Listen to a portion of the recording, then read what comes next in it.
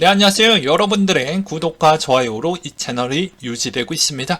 네, 영상 속도는 1.5배를 추천드리는 바이고요. 네, 이번에도 어떤 소식을 준비했는지 같이 한번 내용을 보도록 하겠습니다. 네, 이더 하드포크 내용도 정리가 잘 되어져 있어서 한번 가지고 와봤고요. 그리고 뒷부분에 코인 이슈, 시황 이슈 정리를 해놨으니 같이 한번 보도록 하시죠. 일단 닉네임 네 아입니다 라는 분이 이더 하드포크 복습용으로 한번 내가 내 나름대로 정리를 해봤다 라는 글을 한번 봤는데요. 일단 앞부분에 보게 되면 모지로 일어나는 부작용에 대해서 일단 써놓았습니다. 일단은 뭐 스테이블 코인에서 발생할 수 있는 것 때문에 두 체인으로 발생이 되니 아무래도 이쪽에서 문제점이 나올 수 있지 않겠냐라는 의견을 일단 남겨두기도 했어요. 그래서 뭐 디파이나 뭐 민토큰이나 NFT가 뭐 덤핑 칠 수가 있기 때문에 이런 점은 좀 유심하게 확인을 좀 해보자 라는 차원으로 한번 써주신 것 같은데요. 최근에 USDC 그리고 테더도 일단 POS 쪽에 지원을 해주겠다라고 일단 그렇게 나왔습니다. 그렇다면 아무래도 문제될 사항은 거의 없다라고 저는 생각을 하고 있고요. 그 뒤로 이제 오라클에서 가장 큰 챌링크 쪽에서도 일단 우리는 POS 쪽에 일단 지지를 하겠다라고 했기 때문에 크게 문제점이 나올 수 있을까라는 그런 생각도 들기도 합니다. 그렇지만 우리는 그래도 매우 보수적으로 그리고 매우 객관적으로 확인을 해볼 필요성이 있으니 웬만하면 9월 15일 기준점으로 보았을 때 아무래도 여러가지 문제점, 이슈 계속해서 긴장감 있게 자료를 계속 취합을 하면서 이 시장의 대응을 계속 해 나가야 되겠죠. 그래서 이분의 주장도 충분히 한 번 더 위험성이 있는 건 확인하고 가자라는 차원에서 이렇게 좀 적어 주셨던 것 같고요. 그리고 업데이트가 조금 부족했던 건 제가 부연적으로 아까 설명을 드리기도 했습니다. 그렇다면 어떻게 이분은 대응을 할 거냐? 나는 이렇게 대응할 거라고 이분이 이렇게 뭐 적어 주셨습니다. 보게 되면 머지가 확정이라면, 그러니까 확정이라는 전제 조건을 깔았죠. 즉, 우리는 머지가 성공이 된다라는 전제 조건 하에, 문제가 앞으로 없을 거라는 전제 조건 하에, 이런 케이스 전략도 나쁘지 않는다라고 생각하시면서 들어주셨으면 좋겠습니다. 일단 게이트 폴로닉스 MEXC에서 미리 스왑을 해놓는 것도 나쁘지 않을 것 같다. 그리고 가장 먼저 덤핑될 ST 이더의 담보로 이더를 빌린다라고 되어져 있어요. 그리고 머지 이후에 어떻게 POW 체인에 연결하는지 미리 알아둘 필요성이 있지 않겠냐라는 측면도 없지 않아 있습니다. 그러니까 이분의 전략을 간단하게 이야기를 하면 뭐 이런 거예요. 각종 자산들을 끌어모아서 일단은 이더를 대출을 최대한 땡길 만큼 땡겨서 이거를 스냅샷을 찍고 그 다음에 그것을 대량으로 이더 POW 코인을 던진다라는 전략인 것이죠. 이 전략이 가장 괜찮을 것 같고요. 두 번째 전략은 그냥 선물을 해서 그냥 숏배팅을 더욱더 가중을 해서 할 수도 있겠죠. 근데 여기에서 이제 제가 그냥 조심스럽게 생각하는 건 아무래도 이더의 POS, 이더의 POW 코인 둘 다 내려갈 확률이 전 매우 높다라고 생각을 하고 있습니다. 왜 그러냐면 일단은 담보를 영끌까지 만약에 끌어당겼다라고 칩시다. 그러면 당연히 상환을 해야 되는 조건이 있다 보니까 부담 요소가 있다 보니 그 스냅샷을 지원을 해주는 그 시점 때까지는 어찌저찌 버티려고 하겠죠. 그래서 8월의 초중순 때까지는 저는 좀 괜찮게 보고 있었다라고 그 전에 좀 말씀을 드렸고 그 이후에 뭐 하순이나 9월 초중순 때부터 이제 이 이더의 머지가 제대로 될 것이냐 안 될 것이냐 그리고 만약에 제대로 된다라고 하면 POW 코인의 이제 포크가 어느 거래소에서 이제 제대로 지원을 해줄 것이 아닐 것이냐 뭐 이런 부분에 있어서 우리는 머릿속에 일단 정리가 되어 주어야 된다라는 것이죠. 그렇게 되면 전략을 딱 둘 중에 하나로 좁혀서 보는 게 맞을 것 같다라고 생각이 듭니다. 그래서 여러분들도 여러분들 나름대로 잘 선택을 하시길 바라겠고요. 그 다음으로 2020년도 때부터 지금까지 비트코인을 적립식으로 샀다라고 하면 얼마나 벌었을까라고 해서 자 우리는 자본가가 아니기 때문에 보통 직장인들의 250만원에서 500만원 사이 급여 수준을 다양하기 때문에 평균 으로 한번 때려보았다. 그래서 300으로 잡고 거기에 기본 100만원 정도 해서 실투자금은 200으로 그냥 간주를 하고 한번 때려보았다라고 하는데요. 이렇게 했었을 때 이제 2020년도 기준입니다. 5월달에 1비트 찍고 11월달에 2비트를 찍고 21년도 때 보게 되면 연말에 2.5비트 코인을 찍고요. 2022년도 때 2.86비트를 찍는 형태가 나오게 되는데 총 투자 개월수는 32개월에 투자 금액은 6,400만원이 나오게 된다. 그러면 총 금액은 9,300만원에 이걸 투자 금액을 빼면 2,920만원 수익금이 나오게 되기 때문에 이걸 32로 나누게 된다라고 하면 아무래도 2020년도 때부터 꾸준히 적립한 비트를 사왔다라고 하면 당신은 매달 91만원씩 수익을 안겨다 준 형태인데, 이제 여기에서도 요약으로 비트는 적립식 장투가 괜찮은 것 같다. 그리고 두 번째는 그 힘든 장투 부분에 다 견뎌내야 수익을 가져갈 수 있다라는 것이겠죠.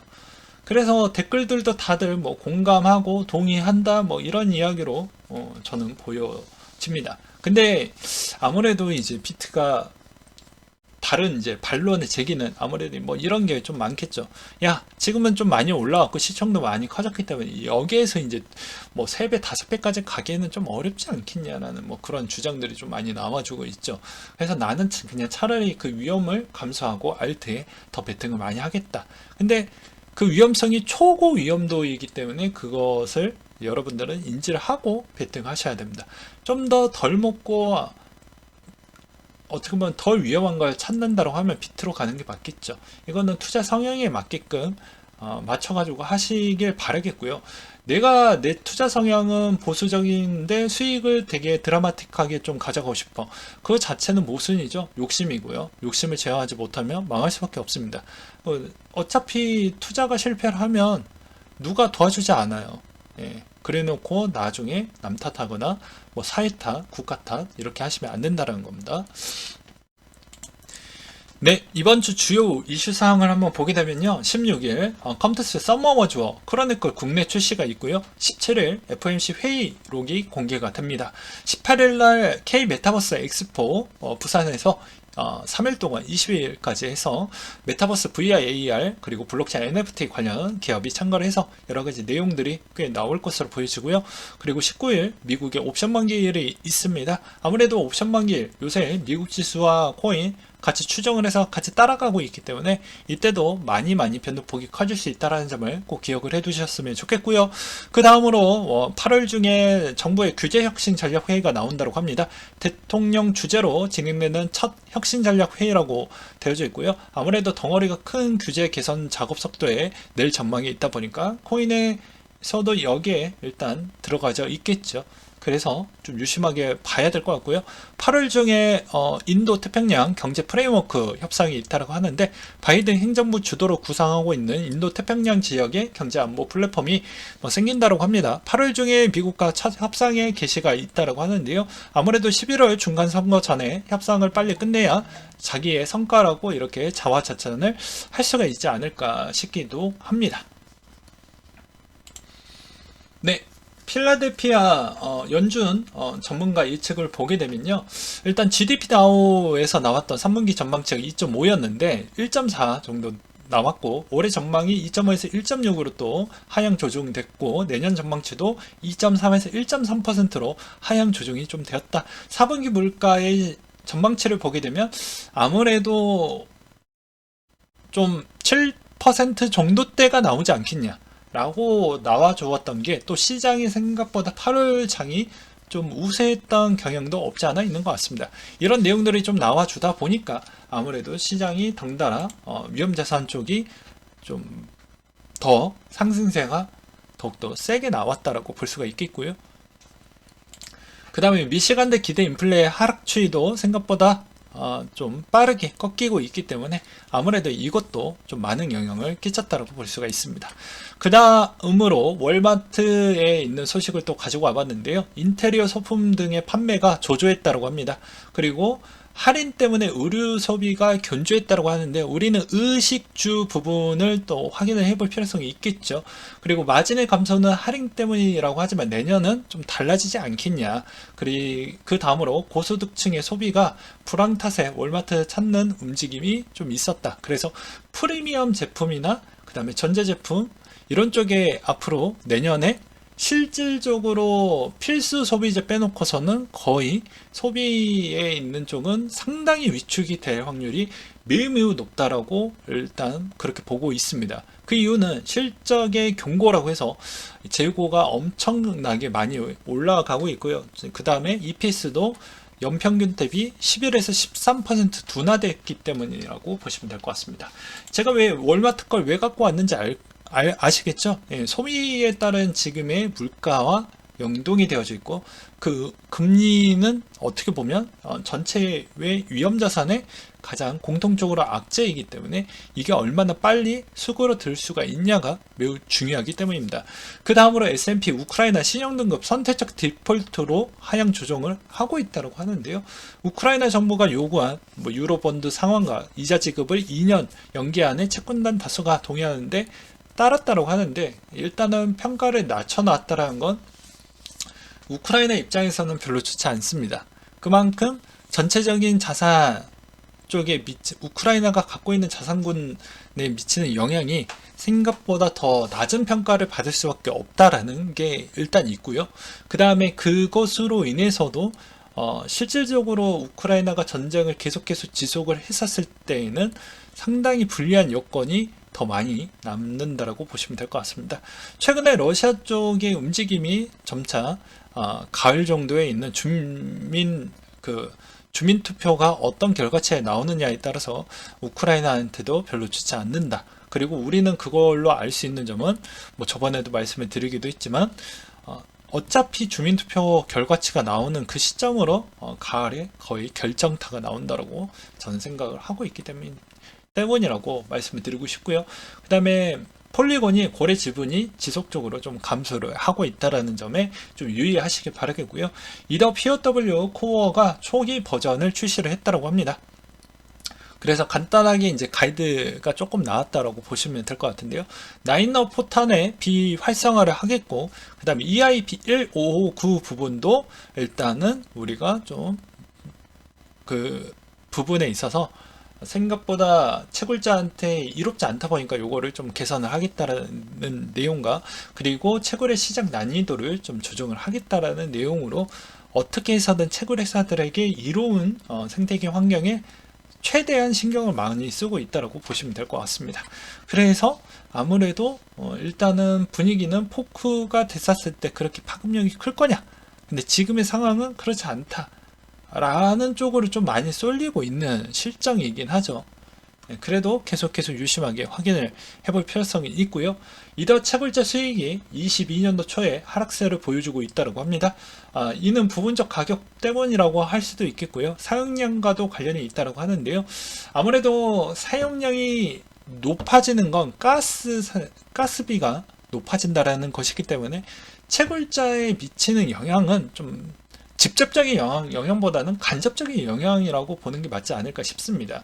왜냐하면 가스비가 높아진다라는 것은 그만큼 이더를 많이 찾는다라고 볼 수가 있겠고, 그러면 자연스럽게 가격은 올라갈 수밖에 없는 실정이고, 그건 오히려 채굴회사들에게 이득이 될 수 있는 점은 있다라고 보는 게 맞지 않을까 싶고요.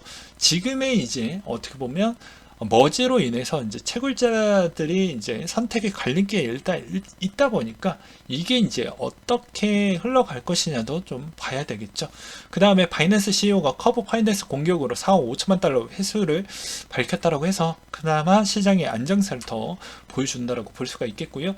그 다음으로 또 이더 POW와 POS 병합에서 비교됐던 내용들이 또 나와주고 있습니다. 만약에 POW가 우세했었을 경우에는 아무래도 투표권 행사에서 네트워크 전체에 합의를 강제할 수 없기 때문이다.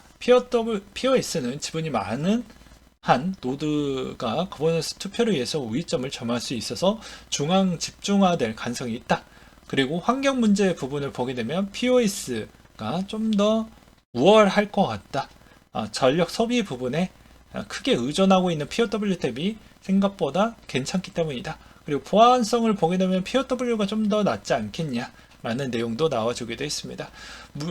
일치 수준을 통해 지배력을 강화할 수 있는 POS와 달리 POW는 노드의 절반 이상을 차지하려면 막대한 전력과 하드웨어 비용이 필요하기 때문에 쉽게 좀 접근하기 어렵다라는 것이겠죠. 근데 이거는 그냥 저는 반반으로 좀 두고 싶습니다. 그리고 POS 확장성에서는 POS를 좀 두고 있는데 아무래도 블록 검증자의 무작위로 선정하기 때문에 채굴에 대한 경쟁이 없고 효율적이다 라고 볼 수가 있겠죠. 그리고 속도적인 측면도 좀 고려를 한다고 하면 아무래도 POS에 좀 더 높은 점수를 주는 게 맞을 것 같고요. 잦은 포크의 위험성은 POW 쪽이 저는 맞다라고 봅니다. 사람이 다 개인의 입맛대로 다 맞춰줄 수는 없잖아요. 그래서 이것은 어떻게 보면은 되게 좀 고민이 많을 것 같은데 저는 전략적으로 POS도 반반이고 POW도 반반이라고 생각을 합니다. 그리고 접근성은 POS가 훨씬 더 낫겠죠. 아무래도 POW는 채굴자는 고급 채굴 장비를 구입하기 위해서 초기 비용이 들어가고 채굴 효율성을 극대화하기 위해서 지속적인 장비에 업데이트를 해야 되는데 POS는 전력이나 하드웨어가 불필요하기 때문에 그런 부분은 있다 라는 정도는 좀 알고 계시길 바라겠고요. 그 다음에 채굴자들은 이번에 반등에 매도를 좀 기여하고 있다고 합니다. 비트코인 지난 몇 주 동안 25K 수준의 반등이 나와 주었고요. 채굴자들의 보유량은 다시 줄어들고 있는 것을 보아 수익 실현 또는 지난 손실의 반등에서 어느 정도 메꿨다라고 볼 수는 있겠지만 지금 대부분 코인 회사들 보게 되면 자금 부분이 좀 불확실성이 꽤 많죠. 그렇기 때문에 약간의 고정비 부분을 더 당겨 놓으려고 하는 것 같습니다. 그 다음으로 코인베이스 파생상품 거래소에 있는 내용인데요. 간략하게 설명을 드린다고 하면 코인베이스에서 파생상품 거래소 쪽으로 이동이 됐다는 건 좀 롱베팅하고 시장이 좀 괜찮은 방향으로 가고 있다고 보는 게 맞지 않을까 라는 내용들이 좀 많이 있었고요. 그 이유는 아무래도 기관들이 파생상품 거래소 쪽으로 많이 이동을 하고 그쪽에 롱미팅을 하게 되면 막대한 자금으로 롱미팅을 하니까 롱에 있는 강세가 더욱더 우월해지는 거 아니냐라는 그런 주장으로 들리게 되었고요. 그 다음에 오히려 반대로 보게 되면 아무래도 파생상품에서 코인베이스 쪽으로 간다는 건 이제 차익 실현 쪽으로 봐야 되지 않겠냐 이런 의견들이 꽤 있기도 했습니다. 참고하시길 바라겠고요. 오늘 내용은 한 요 정도로 준비를 해봤는데 마지막 내용은 요거 그냥 번외로 준비를 또 하기도 했습니다. 소득 상위 10% 하위 90% 나이별 평균 순 자산을 보게 되면 피크치만 한번 보도록 할게요. 피크치는 3억 원대, 하위 90%가 3억 원대, 그리고 피크치는 16억 원대를 볼 수가 있습니다. 근데 대부분 연령대가 60대 초반에서 중후반 경우 때 거의 다 피크치를 찍고 내려간다는 건 거의 비슷하다라고 볼 수가 있겠죠. 그래서 이걸 보면서 느꼈던 거는 왜 하위 90%가 이 정도의 억 단위 자산이 나올 수가 있지라고 보면 거의 전세 또는 어떻게 보면 저렴한 주거비에 있는 매매 했던 그런 거 아니겠냐, 부동산이지 않겠냐. 왜냐면 전체 대한민국 전체 자산의 비중에 일단 7은 부동산이기 때문에. 그래서 여러분들이 생각했던 게 너무 높은 쪽을 보시는 분들도 있어요. 나는 꼭 30억까지 벌어야지, 50억까지 벌어야지, 큰 꿈을 가지고 계시는 분들이 계시는데, 이런 데이터를 좀 보면서 보게 되면 내가 이 정도를 벌었다라는 건 충분히 잘하고 있구나 라고 자기를 좀 칭찬하면서 좀 가는 것도 좀 필요하다고 볼 수가 있습니다. 어떤 분들은 너무 이제 한쪽으로 내가 너무 잘해가지고 그렇게 좀 되었다라고 자화자찬 하시는 분들은 나중에 이제 깨질 확률이 좀 매우 높고요. 그렇지 않으신 분들이 간혹 계세요. 자존감이 너무 낮고 오히려 더욱더 채찍질, 자기를 너무 많이 채찍질을 해서 그렇게 가져가려고 하시는 분들이 있는데, 자기를 좀 사랑해 줄 줄도 알아야 됩니다. 근데 그 사랑이 너무 많이 강하면 그것도 오히려 독이니까 적당하게 힘들 때마다 나를 좀 사랑해 주고 그래야 된다. 근데 너무 투자할 때 나를 너무 많이 치켜 세우면 어떤 부작용이 나오게 되냐면요.